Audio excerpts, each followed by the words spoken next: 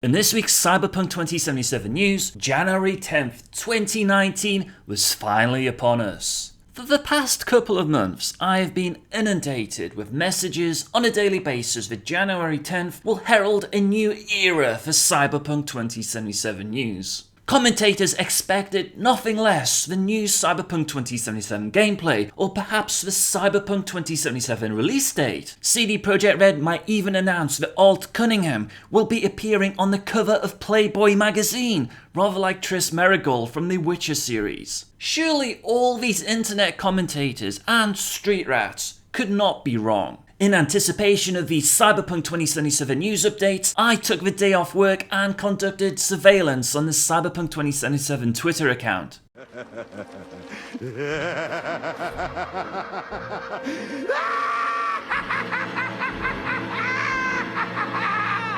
Suffice to say, Chumba, after diligently watching for 24 hours, I can report there was no new Cyberpunk 2077 news from CD Projekt Red on January 10th. Returning back to the realm of reality, Mike Pondsmith explained why style over substance is important for Cyberpunk 2077. In Night City, it is rude and even dangerous to initiate eye contact, much less strike up a conversation with a stranger. The only signals you have to work with might be the subtle glance you give your fellow rider on the subway. What a person wears, what affectations they display, such as gang tattoos, clothes, patches, visible gear, are essentially their style. An individual does not receive the option of gaining substance in that situation. What else might you see? How the person carries themselves, how they present their attitude. This is what the phrase style over substance means.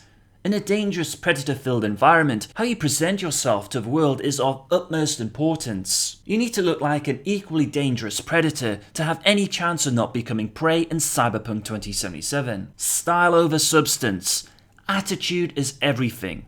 Remember that, Chumba. Alex Wolf did a fine Cyberpunk 2077 cosplay of Jackie Wellis. In an obscure French interview from August 2018 with Cyberpunk 2077 lead animator Maciej Pietras, Maciej revealed that most vehicles seen in Cyberpunk 2077 can be controlled by V. Furthermore, vehicles can be customized. Pietras suggested that it will be possible to modify variables such as deciding in which hand the player will hold their weapon. On the topic of quests, the player will be presented with a myriad of difficult choices, including Cornelian dilemmas. A Cornelian dilemma is a situation where the player will be obliged to choose from two courses of action, either of which will have a detrimental effect on themselves or on someone important to them. Maciej revealed that the player will encounter cats and dogs in Night City, but no reference to pets was made. While intriguing, these details reiterate the need to be cautious from whom you get online information from, particularly with the propensity of some street rats to regurgitate old news. For example, when asked to clarify these details, this week Cyberpunk 2077 community manager Emilia Kowat confirmed that the option to switch weapons from left to right hands is still being decided upon, and at this stage seems unlikely to make it into the final version of Cyberpunk 2077. Meaning information from last August is not necessarily accurate anymore. Remember that everything shown in the Cyberpunk 2077 gameplay demo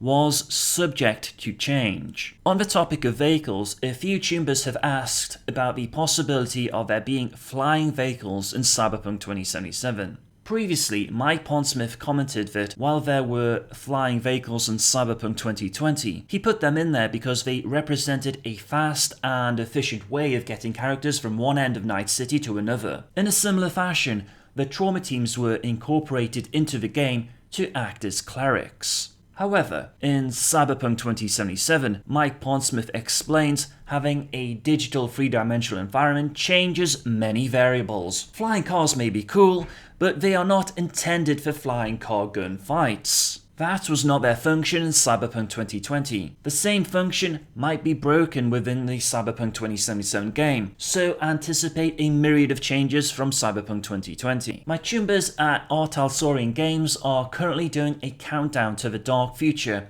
This countdown involves posting one piece of information from Cyberpunk 2020 lore each day until the year of 2020.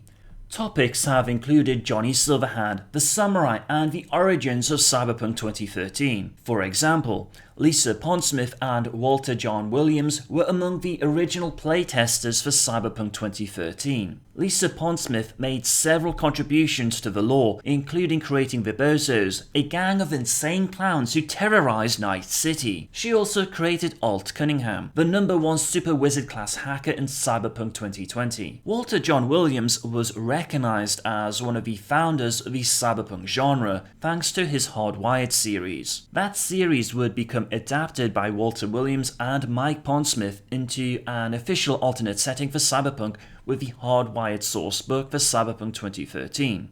Interestingly, Sam Liu was responsible for the iconic artwork in Cyberpunk 2013, which was later reused in Cyberpunk 2020. Sam would go on to work on the Batman animated series. In this week's subscriber Q&A, a few tuners have asked me about the timeline leading up to Cyberpunk 2077 based upon Cyberpunk 2020 lore. So I will give you a concise synopsis of the most important events in Mike Pondsmith's vision of a dark future. In 1991, the Eurospace Agency launched their first Hermes spaceplane, and Chew-2 was developed by Biotechnica. Artificial muscle fibers were developed at Stanford Research Center. 1992, the European Economic Community became established. Zones of control and protective tariffs regulated the activities of member nations, France, UK, and Germany. The Eurodollar was established based on average value in gold of all currencies combined. 1993, the first transferred reflex conditioning biologic interface chips were developed in Munich, Germany. The AV-4 Aerodyne assault vehicle was developed to deal with increasing riots in US urban zones. 1994, the world stock market crashed, resulting in the collapse of the US economy. The number of homeless on the streets skyrocketed to 21 million. By 1996, the US government became totally ineffective. 1 in 4 Americans were homeless, while hundreds of thousands rioted for living space throughout the USA. Nomad packs began forming on the West Coast, while booster gangs started appearing. In 1999, a Tycho colony became established on the moon, while a mass driver is constructed to provide raw materials for orbital platforms. 2000, the first poser gangs are established, while Crystal Palace Space Station began construction. 2004, the first corporate war began for control of Transworld Air and would end a year later. 2005, the cyber modem was invented. 2006, the first human clone was grown in vitro. Mindless, it only lived for 6 hours.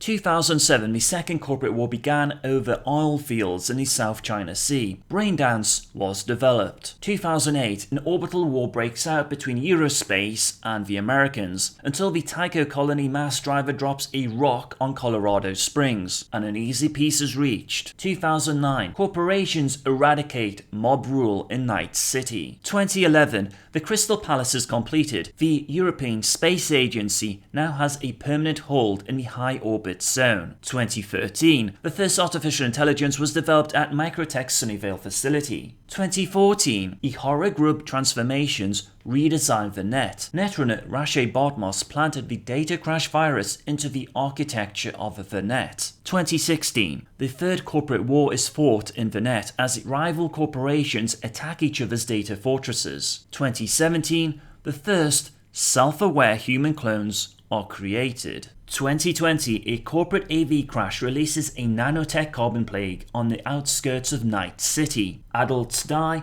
while children under the age of 18 are affected with a variety of nano-based mutations. The plague ravages the city for 2 weeks, then mysteriously stops. 2021, Euro Aquatech company, Sino, and OTech attempt to acquire bankrupt Aquatech corporation IHAG. The fourth corporate war begins. 2022, covert operations begin between Arasaka and Militech. Rashe Bartmos is killed in a corporate raid. 2 weeks later, the dead man switch for the data crash activates. Saburo Arasaka set out to create a secure database at the Arasaka Towers facility in Night City. In an attempt to cripple its enemies' data stores and gain control over history, Arasaka released paper viral V524, an engineered bacterium that consumes acid-free papers. Militech became nationalized by US President Elizabeth Kress. by the expedient of reactivating Militech CEO General Donald Lundy's Reserve Commission. An incursion team led by Morgan Blackhand and Johnny Silverhand attempt to destroy the Arasaka secure database in the Arasaka Towers facility. In response, Saburo Arasaka detonates an area denial nuclear device,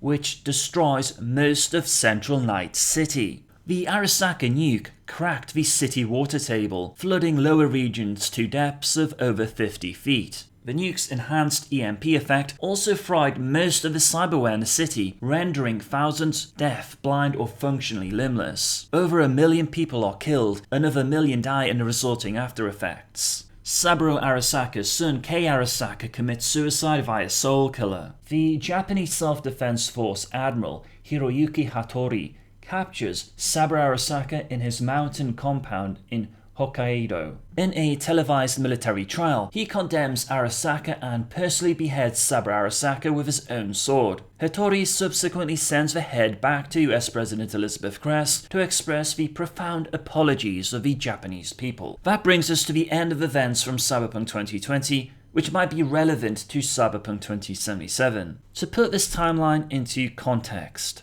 Mike Pondsmith has already confirmed that there will be timeline changes in Cyberpunk Red and Cyberpunk 2077. For example, it is already known that Johnny Silverhand and Morgan Blackhand survived the detonation of Arasaka's nuke in Night City. Cyberpunk 2077 Quest designer Patrick Mills has previously stated that while CD Projekt Red are replicating the feeling of playing Cyberpunk 2020 in Cyberpunk 2077, it will not be a strict continuation from 2020 to 57 years later. CD Projekt Red have modified the timeline and reinterpreted events to break themselves out of any dialectical conundrums.